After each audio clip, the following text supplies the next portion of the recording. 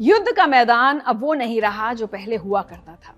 आज की लड़ाई सिर्फ बंदूकों और मिसाइलों की नहीं, बल्कि डेटा, एल्गोरिथम, इंफॉर्मेशन वॉरफेयर और आर्टिफिशियल इंटेलिजेंस की है।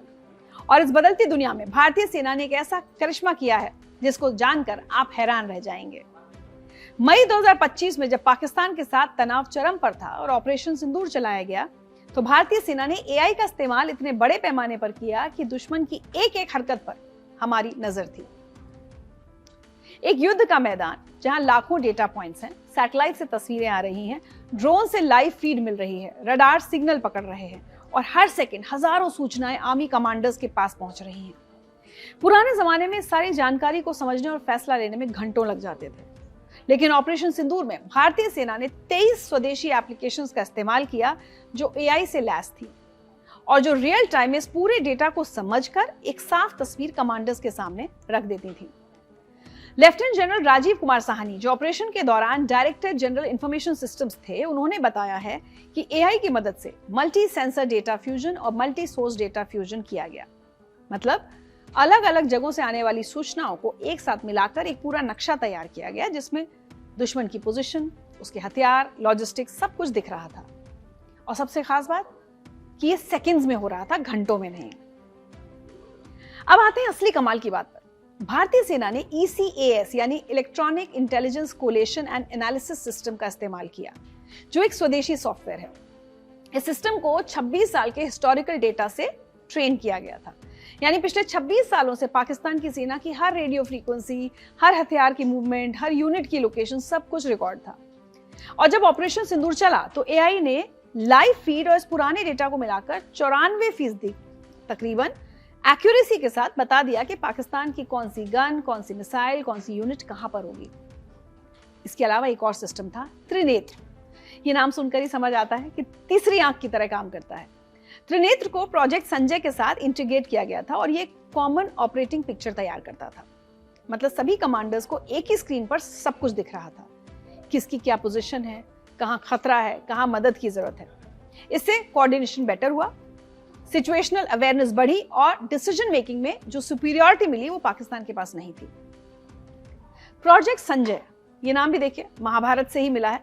एक उन्नत बैटलफील्ड सर्वेलेंस सिस्टम है जो जमीनी और हवाई सेंसर्स के जरिए रियल टाइम डेटा लेकर एक कॉमन सर्वेलेंस पिक्चर बनाता है, ताकि कमांडर्स को तेज और सटीक निर्णय लेने में मदद मिल सके। अब बात करते हैं सबसे दिलचस्प चीज की, मौसम की भविष्यवाणी। जी हाँ, भारतीय सेना ने इंडिया मेट्रोलॉजिकल डिपार्टमेंट के साथ मिलकर एक खास ऐप डेवलप किया है जो 72 घंटे पहले से 200 किलोमीटर दुश्मन के इलाके के अंदर तक का मौसम का हाल बता सकता था। अगर लॉन्ग रेंज आर्टिलरी फायर करनी है तो हवा की स्पीड और दिशा बेहद जरूरी होती है, लेकिन एआई की मदद से सारा कैलकुलेशन सिर्फ कुछ सेकंड्स में हो गया और हमारी मिसाइलें इतनी सटीकता के साथ निशाने पर लगी कि दुश्मन को समझ ही नहीं आया कि हुआ क्या। ऑपरेशन के दौरान एक और चीज बेहद काम की साबित हुई, heat maps. Joint operational control centre में एआई की मदद से हीट मैप्स बनाए गए, जिससे यह पता चल रहा था कि पिछले 2-3 घंटों में कहां क्या हलचल हुई है। इससे खतरे का आकलन, खुफिया विश्लेषण और युद्ध क्षेत्र की स्थिति की समीक्षा सब कुछ रियल टाइम में हो रहा था। कमांडर्स को संसाधन को प्राथमिकता के साथ इस्तेमाल करने में आसानी हुई और सही समय पर सही जगह पर सही एक्शन लिया गया। और ये सिर्फ कमांड सेंटर तक सीमित नहीं था। संजय बैटलफील्ड सर्वेलेंस सिस्टम की मदद से एज एआई का इस्तेमाल किया गया, जिसका मतलब है कि एआई डायरेक्टली युद्ध के मैदान पर काम कर रहा था, बिना किसी दूर के सर्वर पर निर्भर हुए। फ्रंटलाइन पर तैनात कमांडर्स को AI based change detection systems, ISR tools और डिसीजन सपोर्ट सिस्टम्स मिल रहे थे, जो उन्हें फौरन बता रहे थे कि इलाके में क्या बदलाव हुआ है, दुश्मन कहां पर इकट्ठा है। अब यहाँ एक सवाल उठता है कि चीन तो एआई में बहुत आगे है और उसने पाकिस्तान को ऑपरेशन के दौरान लाइव सैटेलाइट इनपुट्स भी दिए थे, तो क्या भारत पीछे है? इस पर जनरल साहनी ने साफ जवाब दिया है। उन्होंने बताया कि भारतीय सेना इंडिया एआई मिशन के साथ जुड़ी हुई है। इसके लिए बेंगलुरु में AI research and incubation centre बनाया गया है और एक यूनिफाइड एआई प्लेटफॉर्म तैयार किया जा रहा है जो ऑपरेशनल इंटेलिजेंस, लॉजिस्टिक्स और ट्रेनिंग सभी एप्लीकेशंस को एक सिक्योर फ्रेमवर्क पर एकीकृत यानी इंटीग्रेट करेगा। यह प्लेटफॉर्म 24 घंटे के अंदर नई एआई एप्लीकेशंस को डिप्लॉय कर सकेगा, जिससे परिचालन तत्परता में जबरदस्त इजाफा होगा।